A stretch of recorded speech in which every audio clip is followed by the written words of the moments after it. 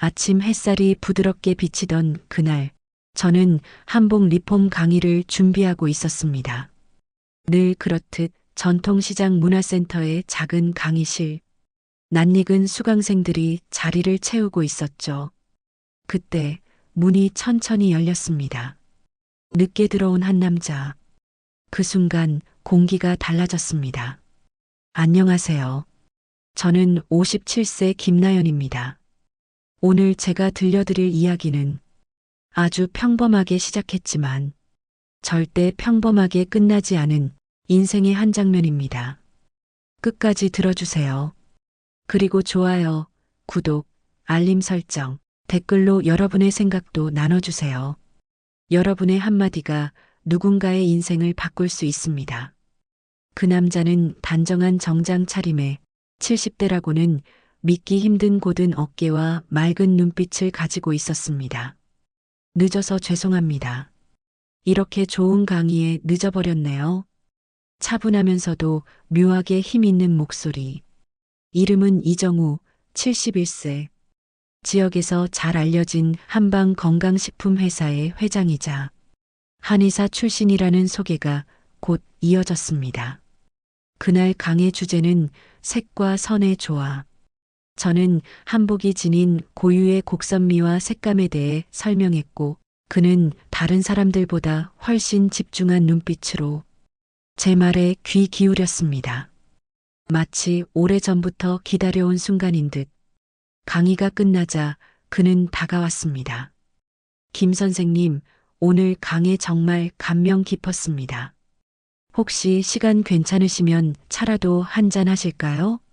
순간 망설였지만 그의 정중한 태도에 거절할 이유가 없었죠. 작은 티하우스에서 마주 앉아 나눈 대화는 3시간을 훌쩍 넘겼습니다. 그는 전통 문화와 의학, 그리고 한복에 대한 이야기를 진심으로 들었고, 저는 오랜만에 제 이야기에 깊이 귀 기울여주는 사람을 만났다는 생각이 들었습니다. 그 후 그는 강의가 끝날 때마다 강의실 앞까지 마중 나왔습니다. 나연 씨, 오늘도 수고 많으셨습니다.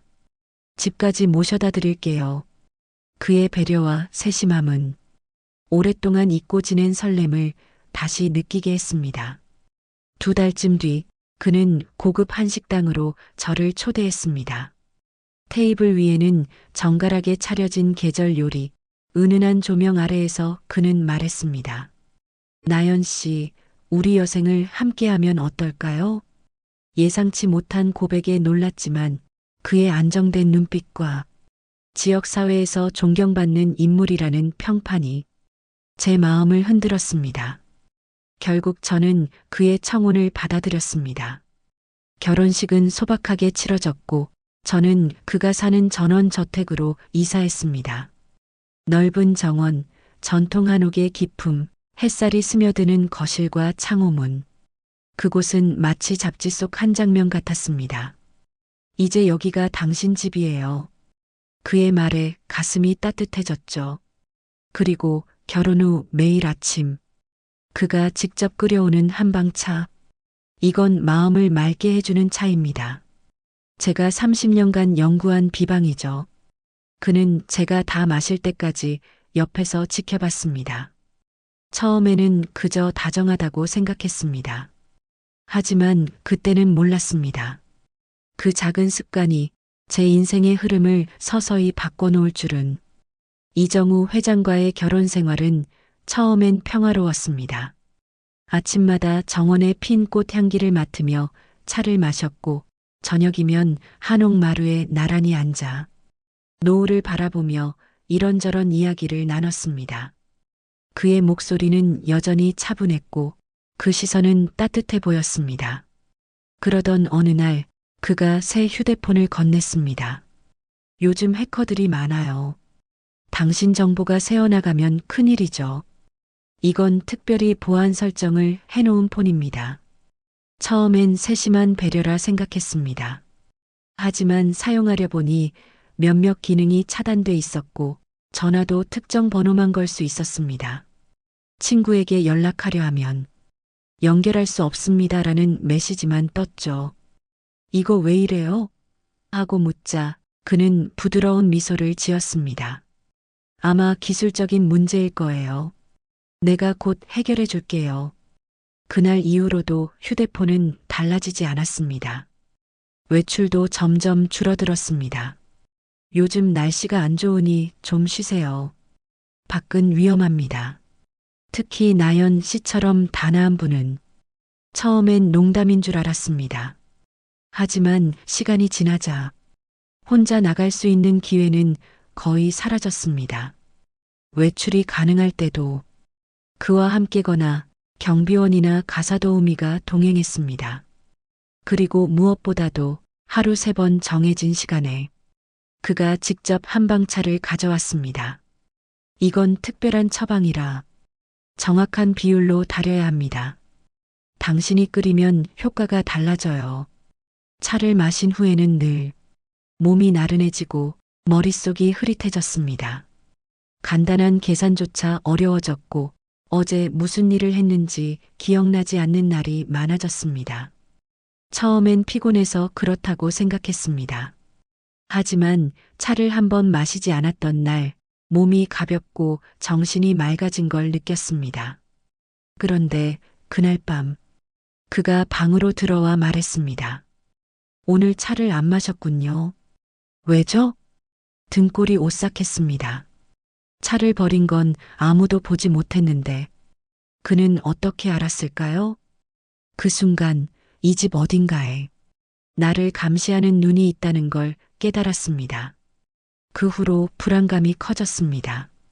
거울 속 제 모습은 점점 창백해지고 눈빛은 생기를 잃었습니다. 바느질하던 손은 떨렸고 머릿속은 안개가 낀 듯 흐렸습니다. 유일하게 숨 쉴 수 있는 순간은 조카 혜린이 방문하는 날이었습니다. 혜린은 정신과 전공의로 2달에 한 번씩 저를 찾아왔습니다.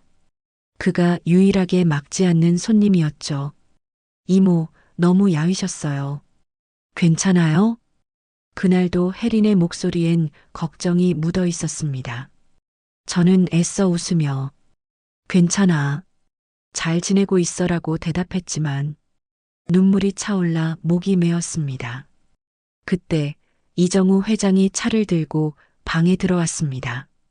약속 시간입니다. 드세요. 혜린 앞이라 거부할 수 없었습니다. 억지로 미소를 지으며 차를 마셨죠. 하지만 혜린의 눈빛은 날카롭게 빛났습니다.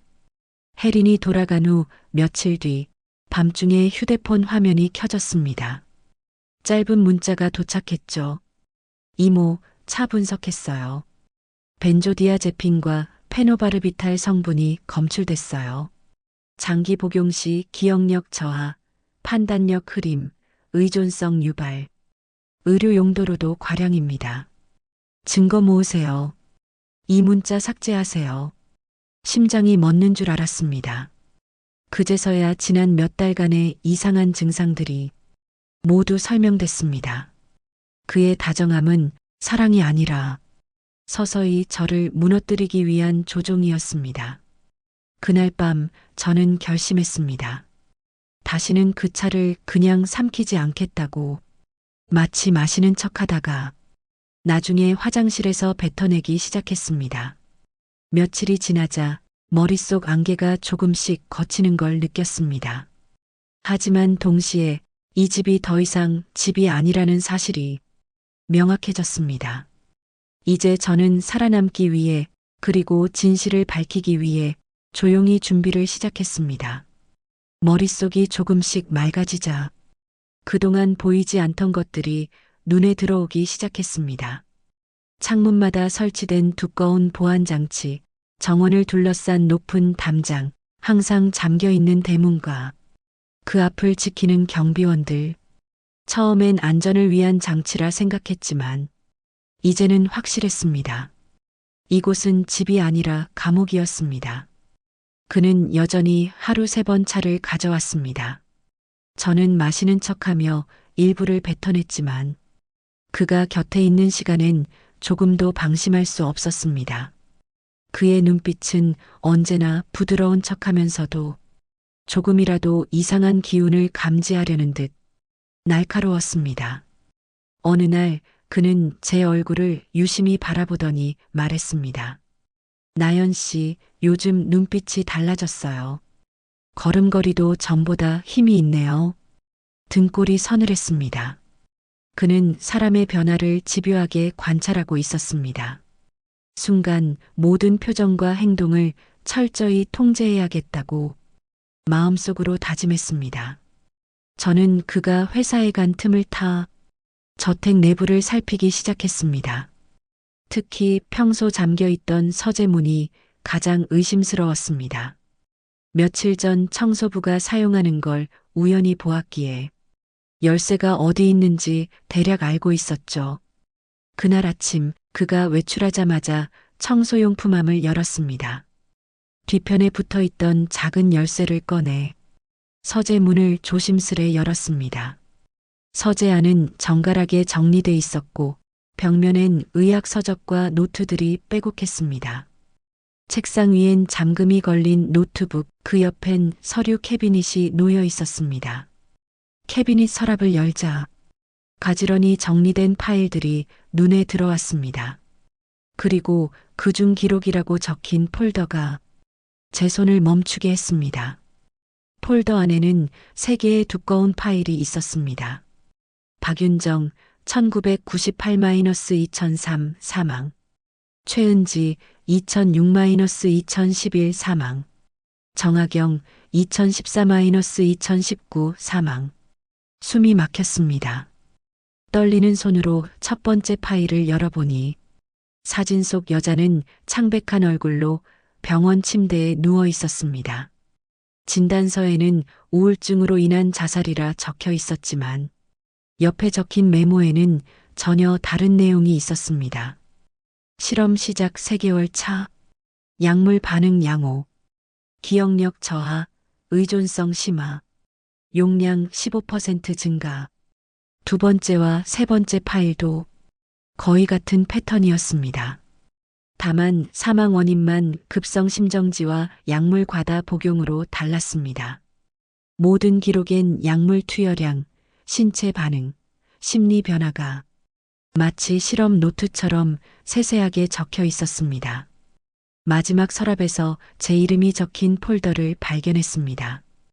김나연 실험 시작 2개월 차, 이전 대상보다 저항 강함, 약물 용량 20%로 상향, 예상 지속기간 1년 이내, 심장이 요동쳤습니다. 이 모든 다정함과 배려는 사랑이 아니라 잔인한 실험의 과정이었습니다.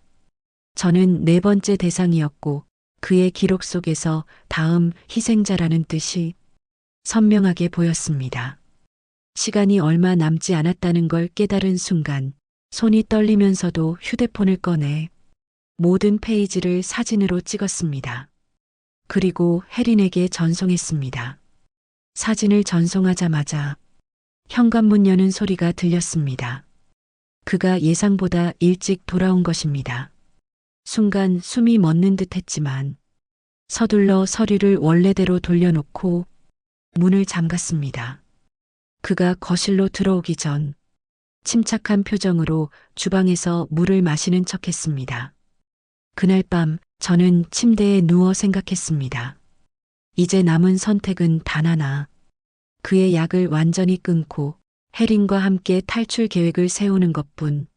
하지만 위험은 갈수록 커졌습니다. 다음 날 아침 그는 평소와 다른 눈빛으로 제 곁에 앉았습니다. 나연 씨, 차를 마시지 않고 있죠? 심장이 쿵 내려앉았습니다. 무슨 말씀이세요? 매일 마시고 있어요.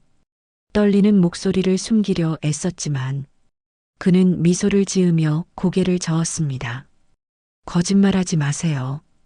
당신 눈동자가 맑아졌거든요. 그 미소 뒤에 숨겨진 건 명백한 경고였습니다. 저는 내일이라도 모든 게 들통날 수 있다는 사실을 온몸으로 느끼고 있었습니다. 그날 밤 저는 한참 동안 잠을 이루지 못했습니다. 침대맡에 앉아 숨을 죽인 채 창문 틈으로 스며드는 희미한 달빛만 바라봤습니다. 머릿속에는 한 가지 생각만 맴돌았습니다. 지금이 아니면 살아서 나갈 수 없다. 다음 날 아침 그는 평소보다 더 일찍 차를 준비해 왔습니다. 오늘은 특별히 진하게 달였어요. 건강에 더 좋을 겁니다. 그 말에 내심 소름이 돋았지만 겉으로는 미소를 지으며 잔을 받았습니다. 입에 가져가는 순간 차에서 알싸한 향과 함께 어디선가 익숙한 약 냄새가 스쳤습니다. 저는 잔을 입술에 대고 마시는 척만 한 채 은밀하게 삼키지 않고 머금었습니다. 그리고 화장실로 향해 천천히 뱉어냈습니다. 그는 그날따라 집에 머무르는 시간이 길었습니다.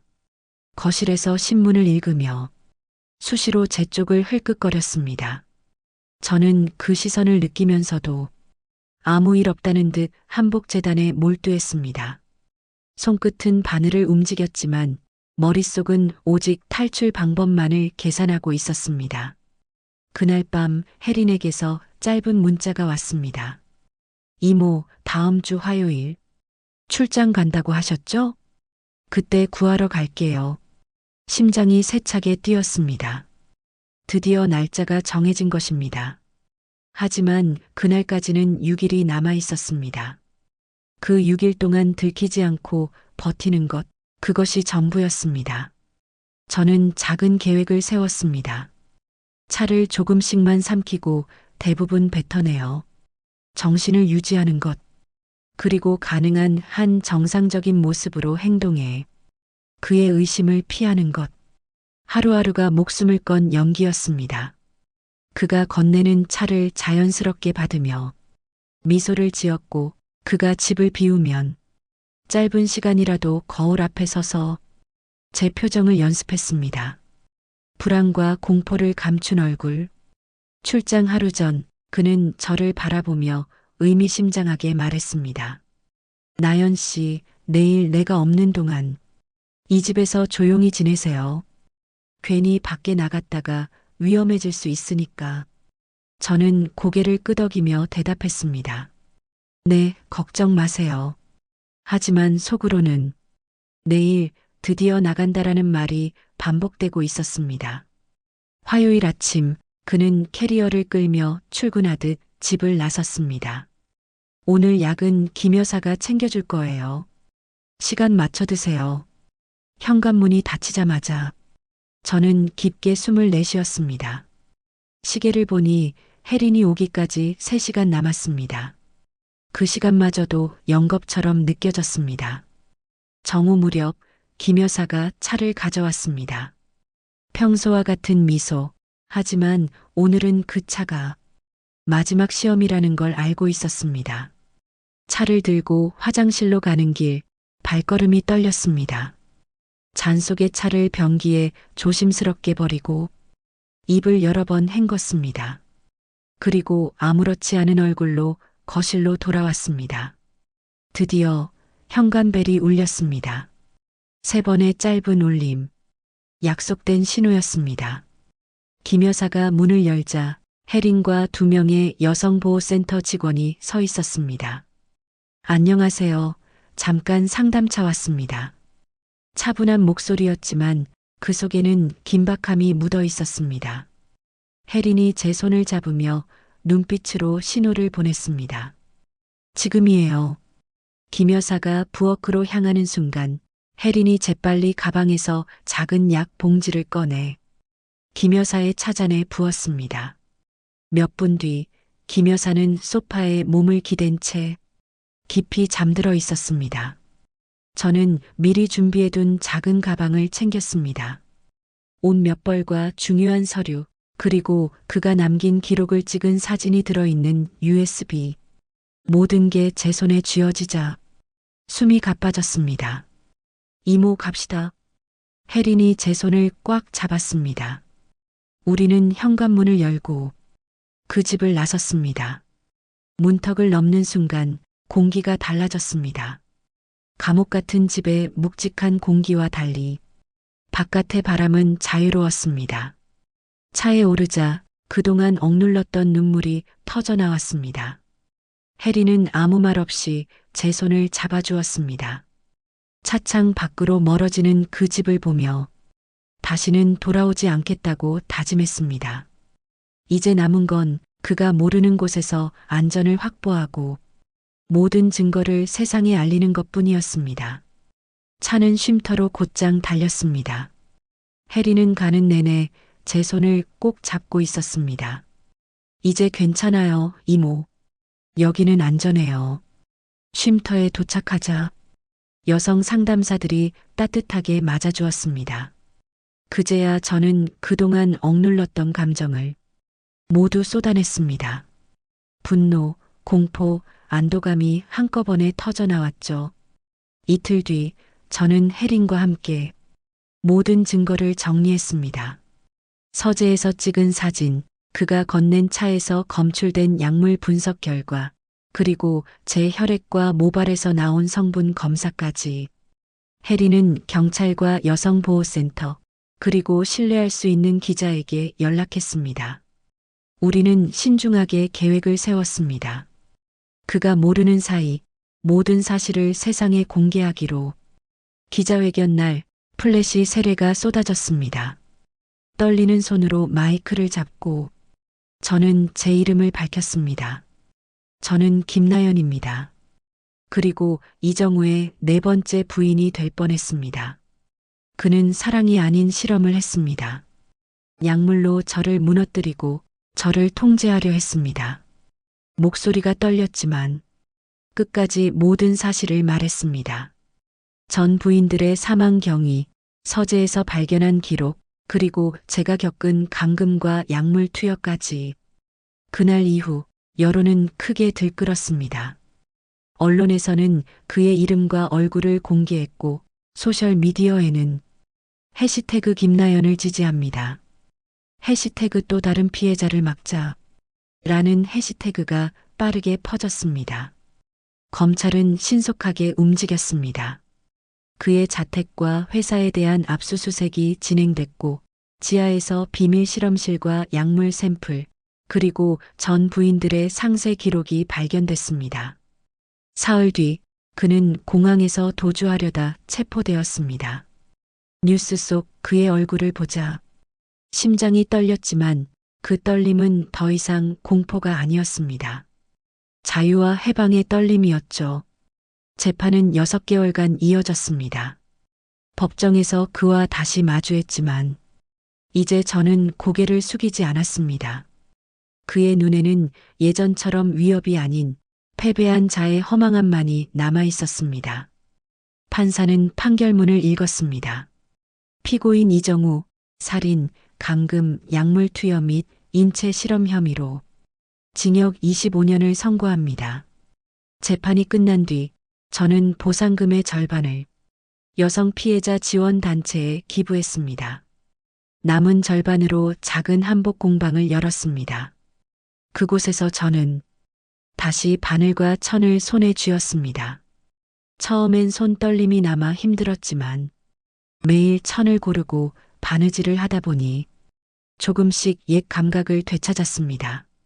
공방은 점점 알려졌고 단순히 한복을 수선하러 오는 손님보다 자신의 이야기를 담은 옷을 만들고 싶어 찾아오는 사람들이 늘었습니다. 그들과 함께 웃고 울며 저 역시 서서히 치유되었습니다. 어느 봄날 한 신부가 결혼식을 앞두고 저를 찾아왔습니다. 선생님, 제 생애 가장 중요한 날을 위해 한복을 지어주세요. 그녀의 눈빛에서 예전의 제 모습을 보았습니다. 저는 조용히 말했습니다. 이 옷이 정말 당신을 위한 옷인지 한 번만 더 생각해 보세요. 다른 사람이 아닌 진짜 당신 자신을 위한 옷인지요. 그녀는 미소를 지었고 저는 전통과 현대가 조화된 디자인을 꺼내 보여주었습니다. 이건 지금의 나를 위한 옷이에요. 내가 누구인지 어떻게 살고 싶은지를 말해주는 옷이죠. 이제 저는 더 이상 누구의 실험 대상도 피해자도 아닙니다. 제 삶의 주인공으로서 제가 선택한 길 위에 서 있습니다. 여러분, 아무리 다정한 미소라도 그 속을 들여다보는 눈을 잃지 마세요. 그리고 누군가 여러분의 삶을 대신 결정하려 한다면 그 순간이 바로 벗어나야 할 때입니다. 제 이야기를 끝까지 들어주셔서 감사합니다. 이 영상이 누군가에게 작은 경고와 큰 용기가 되길 바랍니다. 좋아요와 구독, 댓글로 여러분의 생각을 나눠주세요. 그 한마디가 또 다른 누군가를 구할 수 있습니다.